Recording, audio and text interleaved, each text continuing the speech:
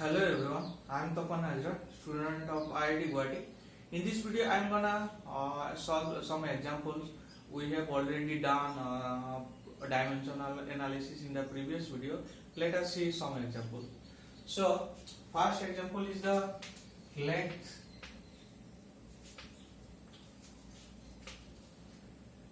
We can represent length in dimension now within a square bracket. You have to put square bracket in between, then you will write the dimension. So dimension of the length is L. Similarly for time, you can write T simply, or for mass you can write this simply capital M within square bracket. So let us take our first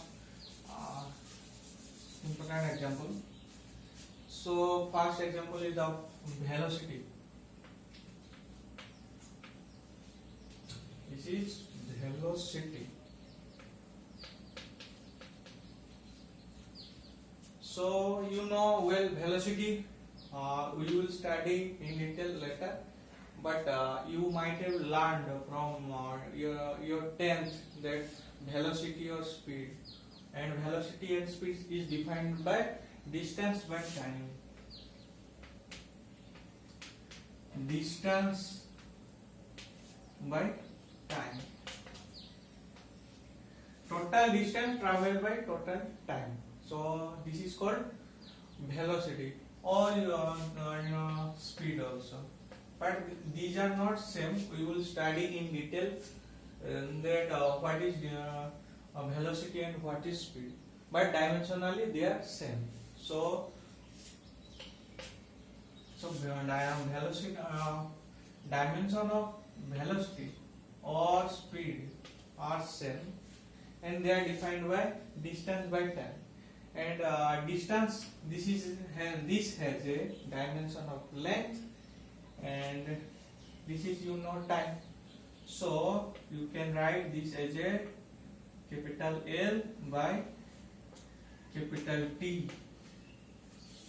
and you can write this one as a length of dimension of L T minus 1, because T is in the denominator. That is why I put minus 1 over T.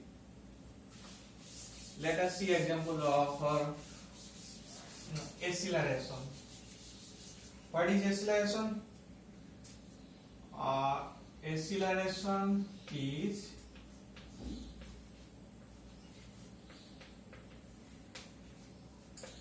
what is acceleration? Acceleration is the rate of change of velocity with time. So it is just nothing but velocity by time. Velocity by time. What is the dimension for velocity? So if I put dimension, when you are calculating dimension, just remember that you have to put square bracket in between. So we are working to find out dimension, so we have to use square bracket. So here velocity has a dimension L T raised to the power minus 1, and time has dimension T. So you found that dimension of the acceleration is L T raised to the power minus 2. This is the dimension of acceleration.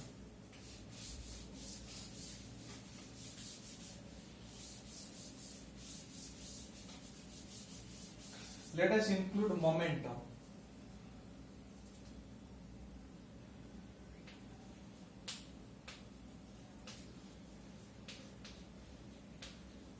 Momentum, you know well that momentum is the amount of motion contained within a body. We will study in detail. So here momentum we write in terms of P. If you find the dimension of momentum, you will find that momentum is the mass times velocity. Mass times velocity. So mass times velocity. Mass is dimension of capital M, velocity L t to the power minus 1.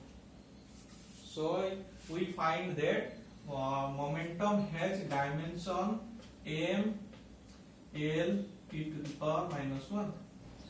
This is the dimension of momentum. Let us see dimension for force.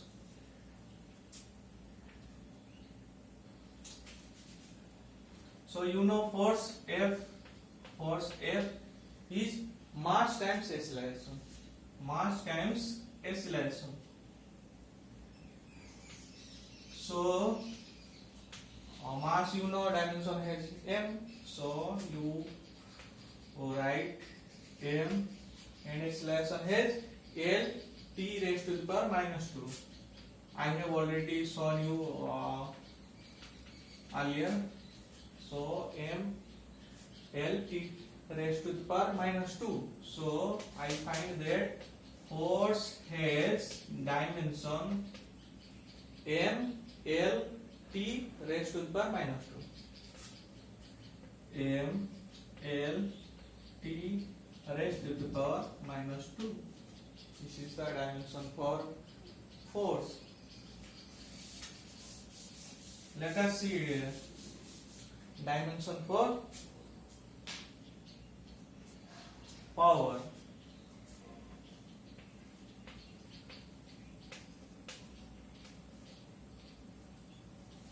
Before solving power, before calculating dimension of power, let us see dimension for energy.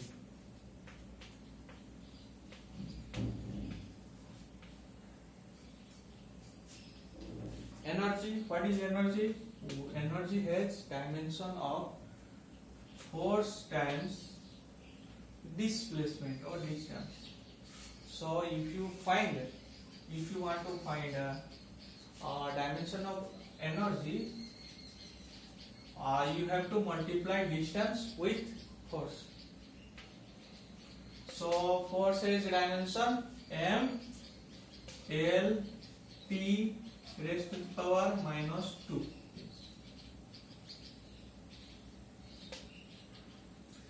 M L t raised to the power minus 2. This is the dimension for force, and distance is L. So dimension of energy is m, okay, L square t raised to the power minus 2. So this is the dimension for energy. And in this way you can calculate a dimension for all the physical quantities we discuss in when you encounter with other physical quantities, you can calculate their dimension.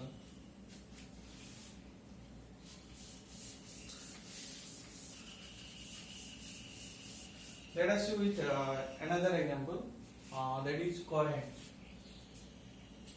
So current is electric current. So electric current is the I stands for electric current. So dimension for electric current is, first write the formula. Electric current is defined by charge by time. Charge by time. This is the time. And I have already said that current has dimension L. So if you want to find a dimension for charge, so it will be Q is equal to I times time. So I times time. So it will be I am denoting the notation for dimension of current is A.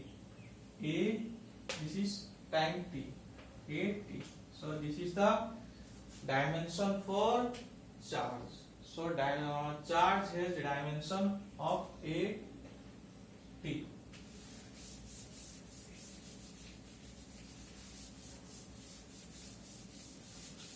Let us see what is the benefit of this one. When we use dimensional analysis, what is its application? Let us see. So first application is that you can check the formula is acceptable or not. Every formula in physics, they are dimensionally correct. If you find somewhere that the formula you encounter with is dimensionally incorrect, then you don't have to worry. You just assume that that formula is not acceptable, as the formula is dimensionally incorrect. So first application of dimensional analysis is that to check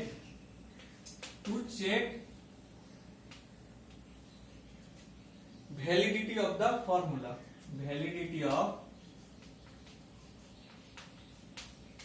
to check the validity of formula. This is the first point. Second point is you can derive the formula which is dimensionally correct, but that formula may be dimensionally incorrect, but you can find the formula some physical quantities in physics. Suppose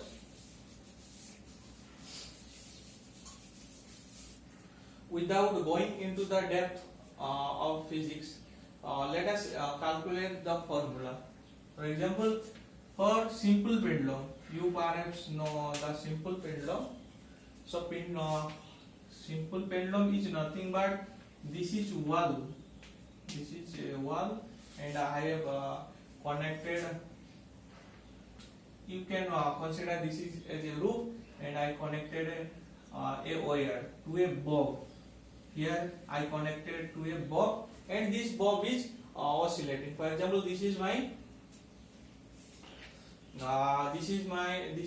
and I connected this one. So this is my wire, and I connected to it, and it is just vertically oscillating. So suppose this one, just consider this one. If you consider this one, that for example this is I am just connected it. I just fixed this one, and it is I am allowed to oscillate vertically. This one it will oscillate vertically. So same thing I also did here. I connected this one to wall, and the bob is also oscillating vertically. So I want to find out what is the time period without going into the depth of physics. So in this case, the time period means the bob will be here. If I push some external, if I push the bob with some external force, then the bob will deflect. The bob will deflect. So it will go to right. The bob will go to right, then turn back. Then again we will move to left. Then we come back to the initial position. So here the bob move from this position to the right, then go back to initial position. Then the bob move to left, then come back to initial position. So the time taken from this point to this point is called time period. So this is called time period. Or for example, you can understand with this example that you have a circle. This is my center, and here is a particle. For example, I fix this position as A. If the particle move around the circle and come back to its initial position, then the time taken by the particle to come back to initial position after one revolution is called time period. So it is also brings the same situation. So without going into the depth, I can calculate the formulas.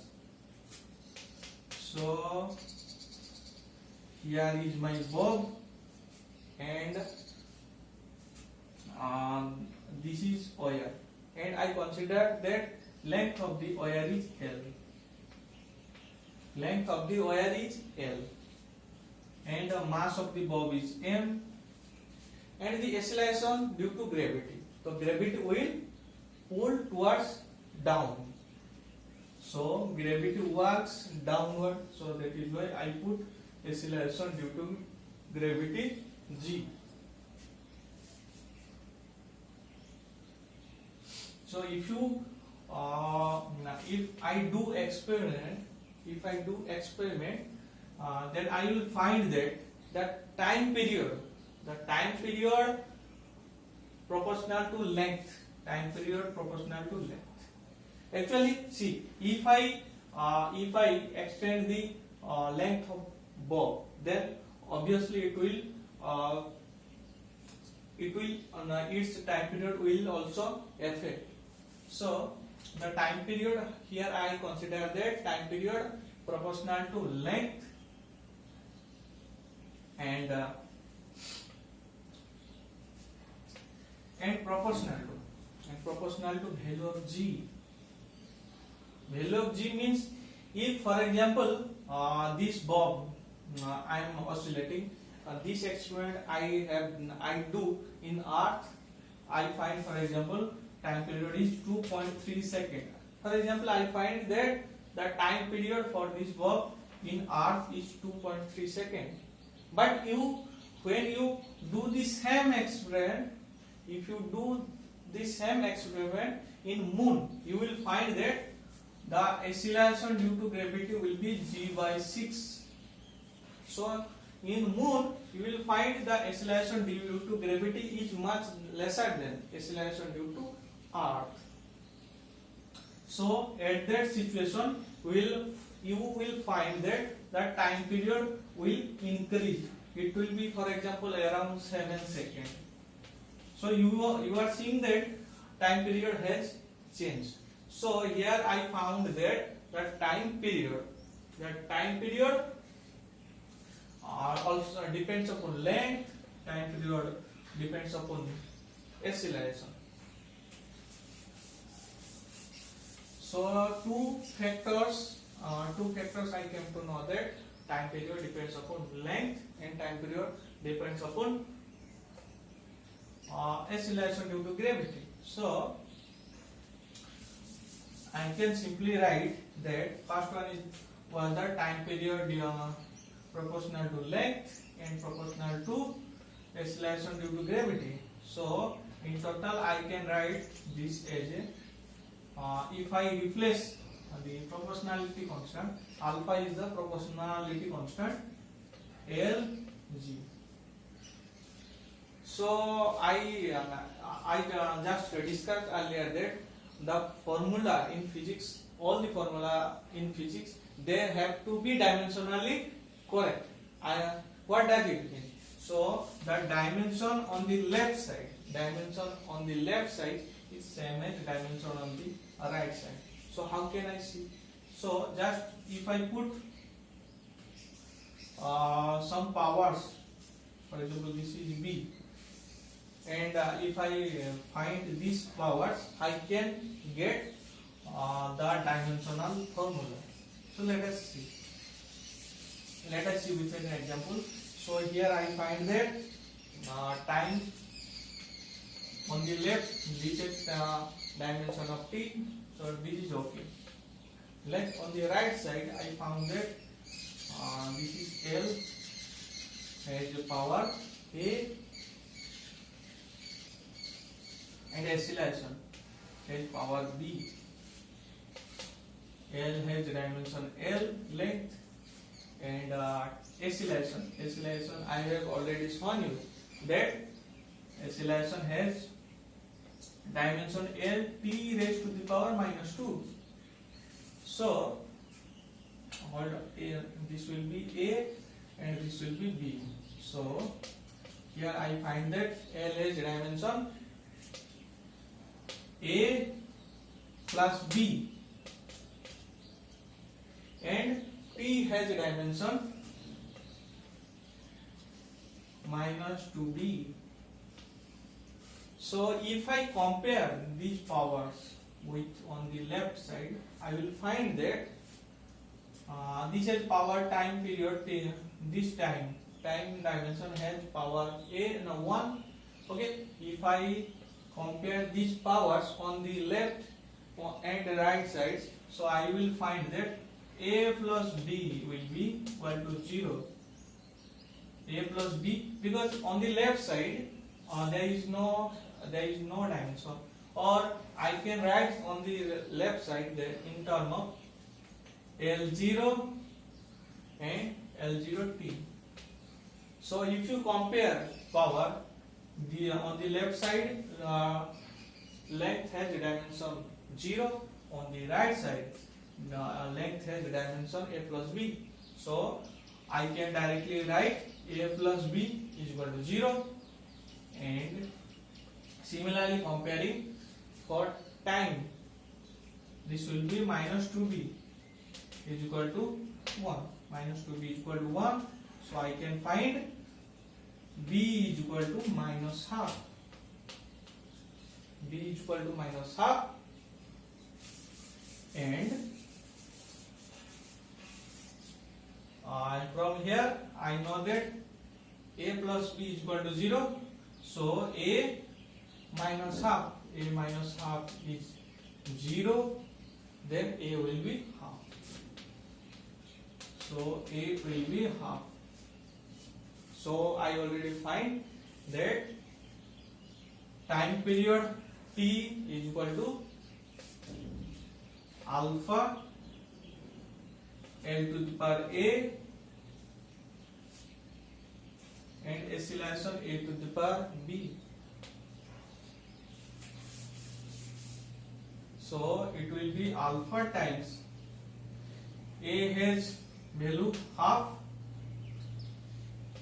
I mean this will be L and square root of L, and this will be minus, it will be 1 divided by square root of A, or I can replace A with A equal to G, and you know G is the acceleration due to Earth, which is nothing but 9.8 meter per second square. So I just replace A with G. So time period, I find that time period T is equal to alpha times square root of L by G. So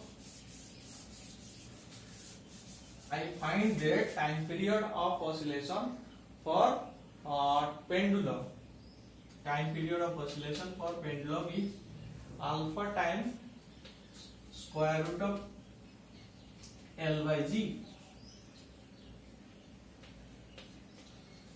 What is L? L is the length of the wire, and G is the acceleration due to gravity. And what is alpha? Alpha we have to find experimentally. So experimentally it is find that alpha is 2 pi. Alpha is 2 pi found experimentally. So time period, I found that time period T is equal to 2 pi times square root of L by G. This is the formula for time period calculation.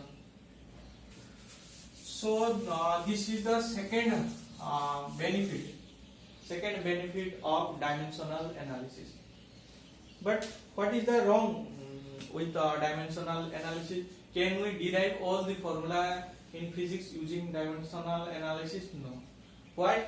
Because if I want to find formula, for example, you might have learned this kinematics formula, or for example mirror formula. If I want to derive mirror formula, 1 by F is equal to 1 by V plus 1 by V. and here you can see that this has a dimension L inverse, this also has L inverse, and this also has L inverse. This formula I cannot derive dimensionally. Or if you find somewhere that sine function, for example, alternating current can be denoted as alternating current I is equal to I naught sine omega t. So here you find that this the angle within the sine term it has a dimension length. Sorry, the bracket term is dimensionless because angle has no dimension. Angle is defined by what? Length of arc by radius. So both length and radius has a dimension of length. So you will find it has a dimension L0. So it is dimensionless. So the bracket term has a dimensionless, and here is the time, and omega is called angular frequency. So this formula also I cannot derive. Or if you find somewhere that for example I can denote I naught is equal to e raised to the power, for example it is EV by 50 eta kt. This is the current through diode. So this formula also you cannot derive. This formula you cannot derive because the bracket term is dimensionless and you cannot derive this formula. So this type of formula you cannot derive. So these were the dimensional application of. So in the next video I am gonna discuss unit conversion. In the video I will discuss the unit conversion. For example, 1 joule is equal to 10 to the power 7, or this type of unit I will discuss. Or 1 Newton is equal to 10 to the power 4 dyne, 10 to the power 5 dyne, I think. Or 1 Tesla is equal to 10 to the power 4 Gauss. So these are the unit conversion. In the next class, in the next video, I will discuss how these formulas are derived. So see you in the next class. Thank you.